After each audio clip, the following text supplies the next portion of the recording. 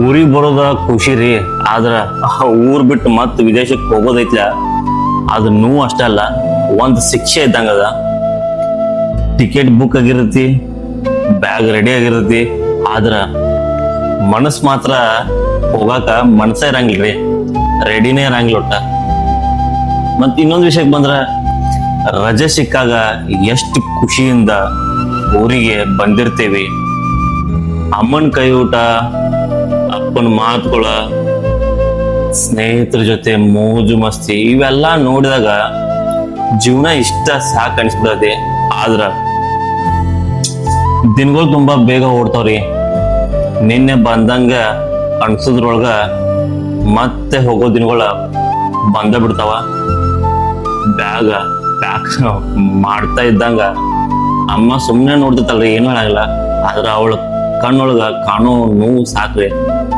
ಅಪ್ಪ ಯಾವಾಗ್ಲೂ ಗಟ್ಟಿ ಮನುಷ್ಯ, ಆದ್ರ ಹೊರಡೋ ದಿನ ಬಂದಾಗ ಅವ್ರ ಕಣ್ಣಲ್ಲಿ ಕಾಣೋ ನೀರುಗಳದಲ್ಲ ಸಹಿಸ್ಕೊಳಕಾಗಲ್ಲ. ಸ್ನೇಹಿತರು ಹೇಳ್ತಾರು, ಮಗ ಜಾತ್ರೆ ಮತ್ತೆ ಬೇಗ ಬಾ ಅಂತೇಳಿ. ಆದ್ರ ಆ ಬೇಗ ಯಾವಾಗ ಬರ್ತದೋ ದೇವ್ರಿಗೆ ಗೊತ್ತ. ಮತ್ ಇನ್ನೊಂದ್ ಕಡೆ ಏನಪ್ಪಾ ಅಂದ್ರ, ಈ ಏರ್ಪೋರ್ಟ್ ಹೋಗೋ ದಾರಿ ಜೀವನದ ಅತಿ ಭಾರವಾದ ದಾರಿ ಇರತ್ತ. ಕಾರ್ ಒಳಗ ಎಲ್ಲಾರು ಇರ್ತಾರು, ಆದ್ರ ಮಾತು ಯಾರ ಬಾಯಲ್ಲೂ ಬರಂಗಿಲ್ಲ. ಒಂದ್ ಹಗ್, ಒಂದು ಫೋಟೋ, ಒಂದ ಬಾಯ್ ಹೇಳೋ ಅಷ್ಟೇ. ಮತ್ತ ಸಾವಿರಾರು ಕಿಲೋಮೀಟರ್ ದೂರ ವಿಮಾನ ಮ್ಯಾಲಕ್ಕ ಹಾರ್ತಿದ್ದಂಗ, ವಿಮಾನನೋ ಮೇಲಕ್ ಹಾರ್ತತಿ, ಆದ್ರ ಮನಸ್ ಮಾತ್ರ ಅಪ್ಪ ಅವನ ಹತ್ತಿರ ಉಳ್ಕೊಂಡ್ಬಿಡ್ತೈತಿ.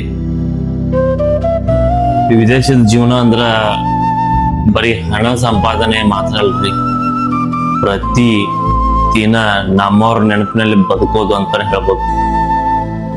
ನಗತೀವಿ, ಕೆಲಸ ಮಾಡ್ತೀವಿ, ಆದ್ರ ಒಳಗೊಂದ ಎಲ್ಲೋ ಮೂಲ್ಯಾಗ ಊರಿನ ನೆನಪು ಯಾವಾಗೂ ಇರ್ತೈತಿ. ಸೊ ಅದ್ರ ಸಂಬಂಧ ಮತ್ತೆ ಬರ್ತೀನಂತ ನಮ್ಮ ಊರಿಗೆ. ಅಲ್ಲಿವರೆಗೂ ನನ್ನವ್ರನ್ನೆಲ್ಲಾರು ಆ ದೇವ್ರ ಚೆನ್ನಾಗಿಡ್ಲಿ ಅಂತ ಹೇಳಿ ಬೇಡ್ಕೋದಷ್ಟ, ಮತ್ತೇನಿಲ್ಲ. ಸೊ ಸಿಗುಣಂತ ನೆಕ್ಸ್ಟ್ ವಿಡಿಯೋನಾಗ. ಸೊ ಬಾಯ್ ಬಾಯ್.